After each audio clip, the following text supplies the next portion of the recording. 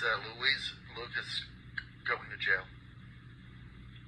I hope not, and I'm fully supportive of Senator Lucas. This is a politically motivated, set of circumstances. They bypassed the local Commonwealth attorney, and this has some deep racial injustice embedded in it. How is it racial injustice when the police chief that brought the charges is African American? How is that racist?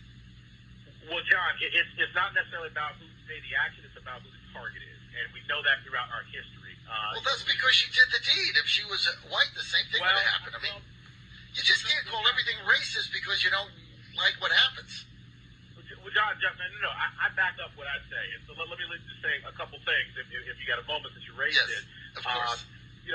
One is, first of all, you said she did the deed. I mean, John, you're as big a believer in due process as I am. I mean, how are we saying she did the deed? We don't even know.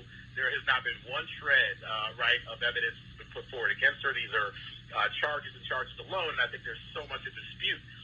Even having these charges be filed, let alone that they're accurate and substantiated and will be upheld in the court of law. So, look, I think we should not be saying she did the deed because, again, that flies in the face of due process, and I know you're a big believer in due process. That's one. Two, Louise Lucas is undisputed as the first African-American woman to serve as president pro tem of the Senate. When I don't preside over the Senate, she presides.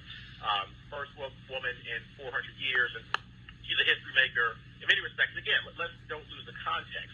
She was there when she was there, which, by the way, was 8 hours before this Confederate monument in Portsmouth was taken down. She was nowhere on the scene 8 hours later when this actually occurred, which is lost in a lot of the coverage.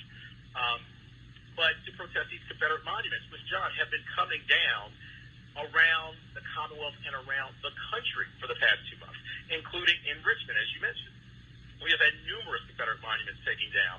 I have not seen a whole bunch of felony warrants taken out against people who have been, involved in taking them down. Again, Louise wasn't even on the scene when this occurred, and you've not seen this around the country. So there's a history here in Portsmouth. There's a history with the people involved in this that I know because I spend a lot of time traveling around the Commonwealth. I spend a lot of time in Hampton Roads. I know you do as well.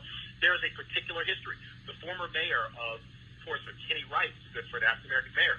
He was charged with a felony by a former sheriff for felony eluding for an inspection sticker being expired.